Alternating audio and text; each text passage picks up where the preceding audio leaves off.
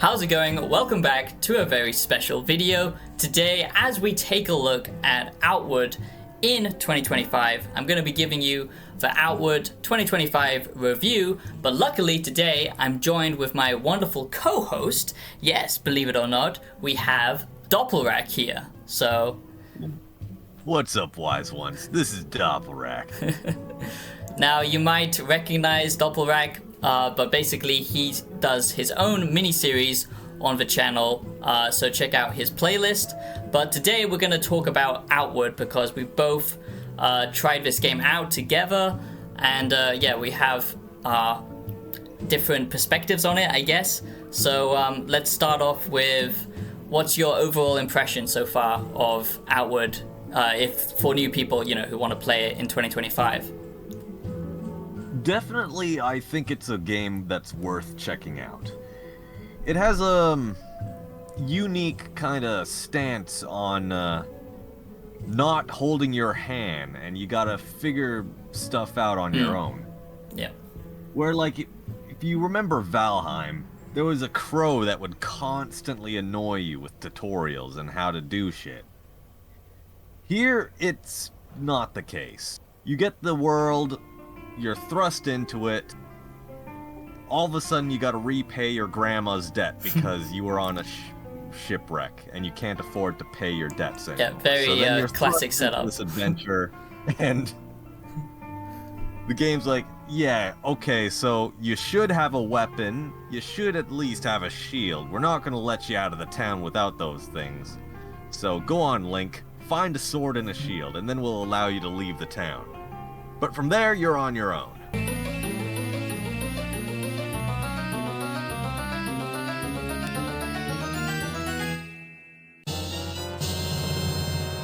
Oh, dude, 4 strength, 4 stam, leather belt. Level 18. Belt,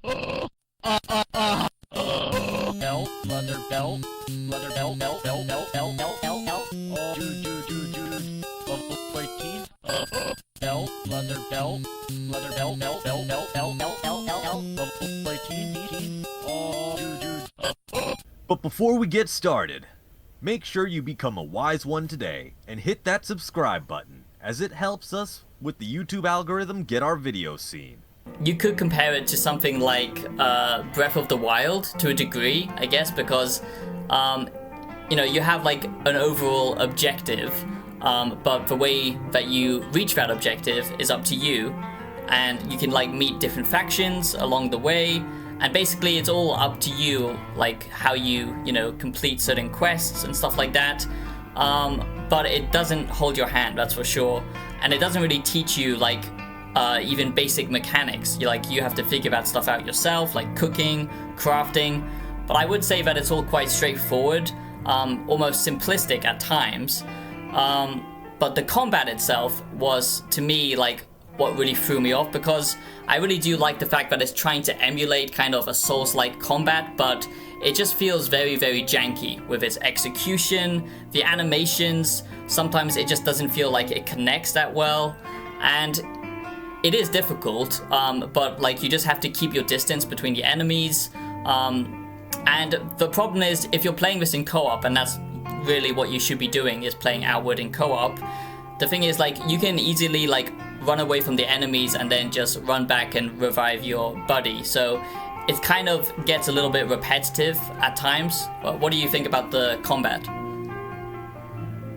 It's very similar to Valheim. We're definitely going to compare that game a lot with this one. This is Valheim, a poor man's Valheim. Valheim, we have it at home, basically. Yeah, basically, yeah. Like, so you got to manage your stamina when you attack and block and stuff. You got to drop your backpack during combat or slightly before combat. Yeah. Because, like, that's an interesting mechanic. That is, yeah, I do like that. Again, it is, yeah, it's an interesting mechanic, but at the same time, why? Yeah, I guess. It makes, like, I guess your planning interesting. Like, do you just want to bother and just tank it out while holding the backpack? Or do you drop your backpack so you can be more agile? Yeah, but you make a good point, because like it sounds interesting on paper, but there's really no like point to dropping your backpack.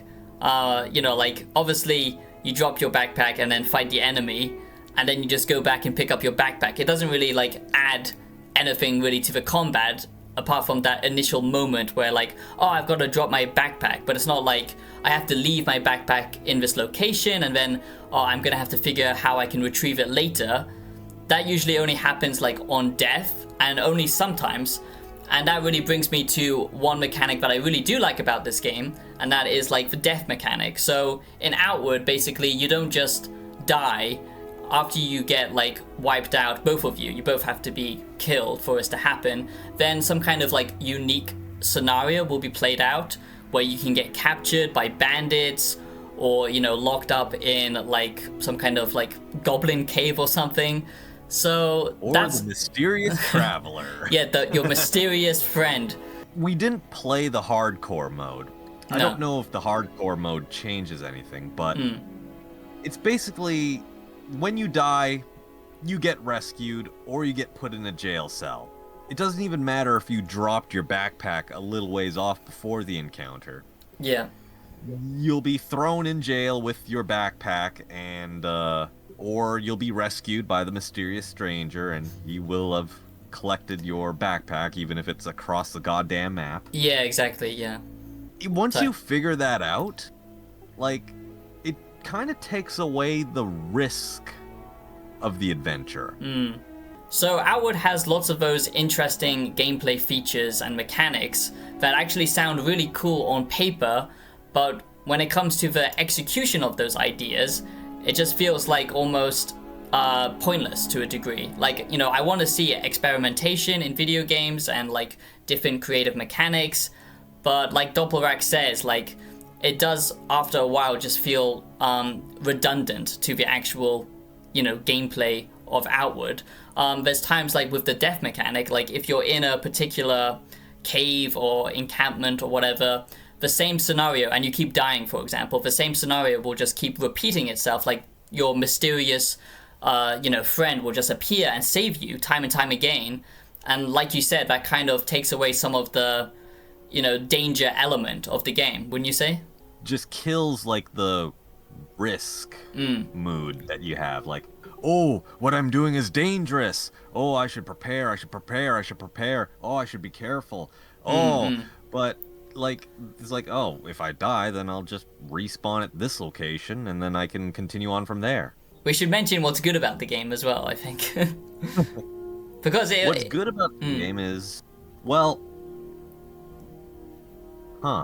So far, it might sound like me and Doppelrack don't recommend Outward in 2025, but I would say that this type of game is really dependent on what kind of player you are. If you're looking for a game that tries with experimental gameplay, and you like that kind of game that doesn't hold your hand, that you have to figure stuff out yourself, then this can feel rewarding, especially at the beginning. That's when it's most fun, when you're just kind of thrust into the open world and you've got to just figure it out.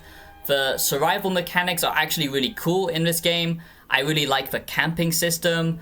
Like, you even have like animations for like rolling out your little bedroll, creating a campfire, cooking, all of that kind of stuff. And when you're traversing the world, that's like where the fun comes from. It's almost got that Dragon's Dogma 2-esque kind of traversal across the landscape, which I really like. At times, it did remind me of almost like a janky Oblivion / Skyrim, just like traveling around, and you see a location off in the distance and you think, oh, what's that? And you can actually go there. You can actually climb up these mountains. Well, do you remember when we went to, like, the village in the next continent? Is that the right word? Yeah, the next like map over, because it has like Map big area, yeah. And we found, like, skill trainers, and you found different abilities. Yep.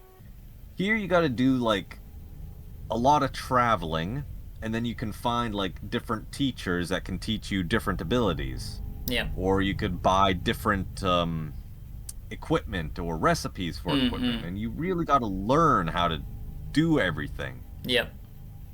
So as Doppelrack was alluding to, the progression in this game is actually quite solid, I would say. You know, it's not easy to grind for gear, for example. If you remember Doppelrack, like we had to save up quite a while just to get a backpack and stuff. Like, you know, getting gold or the silver or whatever in this game is not an easy thing to do. A wolf cave. We cleared out a wolf cave and hauled back all the meat and the pelts and stuff. Yeah, exactly. And we afforded a backpack. Yeah. So if you want a game, you know, to really like soak in and like take your time with, basically there's different playstyles in Outward, like in most RPG games. So, you know, if you want to build towards like a mage or a two-handed kind of berserker playstyle, or just like a sword and shield, there's different trainers out in the world. So that does add to the progression, especially the slow grind of just gathering resources, not in the sense of materials to craft with like Valheim, which Doppelrack is comparing it to, but more so in that kind of Skyrim sense where, you know, like if you want to build up your character that way, you know, you need to get better gear to do that. So that's going to take quite a long time to actually get that gear that you want. So in that sense, the progression is satisfying, but the thing that really holds it back, I would say, is kind of that janky and repetitive nature, would you say? Yeah. Supposedly we could unlock magic and become mages. Yeah. We never figured out how to do that. No. But there is the element of discovery that's really big in this game. So another good point about Outward is just the discovery nature of that. That does remind us of Skyrim to a degree, I guess, because it does have that landscape kind of blueprint in the game world where you just see something off in the distance and then you go towards that. I also like how it doesn't tell you exactly where you are on the map. Like, I relied a lot on Doppelrack to tell us, to kind of navigate us across the world, and you have to do that through the actual landscape. So that's quite a cool feature. Yeah, like you would walk somewhere, you see like a pillar on the road, then you look on the map, okay, this pillar is here, so we have to follow the path and go left. Outward is definitely one of those in-between games that it has potential. We didn't get too far in the game, but there is a lot of potential that we have yet to experience with Outward, and if we find the time to play more of it, it's definitely a good in-between game. Yeah, I would also say that it does have like a unique charm to it, because I wouldn't even say that this is AA. Like, this is, you know, rather low budget, you can tell, just like graphically, mechanically, it's not exactly very fluid, but that does also add to the kind of charm of it all, like almost like a RuneScape-y type art style and just vibe to it all, especially like the earlier kind of Bethesda games, with these big open world kind of areas, and then it's not just one big area, like you have to map hop, which is quite cool. But I just feel like the combat was something that really held it back from greatness. And although I really did enjoy the survival mechanics, especially crossing, you know, country in like snowy areas where we had to keep creating campfires to stay warm and stuff like that, you know, there's no quality voice acting. It's difficult to get invested in the story and the characters and the actual world of this place. At times it feels quite generic, you know, fantasy survival RPG, and doesn't really have I forgot what we were supposed to do after the first objective. Yeah, exactly. Yeah, it doesn't really grip you. The world design doesn't grip you, but the exploration, survival stuff, that's a lot of fun, and the kind of Dark Souls-y light combat is fun. But then when you realize how janky it is, it quickly loses its kind of pull on you, I would say. If they tightened up the combat, then I think this would be a much better experience. So Doppelrack, what's your opinion on the loot in the game? Did you feel like that was quite rewarding, finding gear and stuff like that, and the variation in locations? Like, we saw different caves with different biomes and stuff.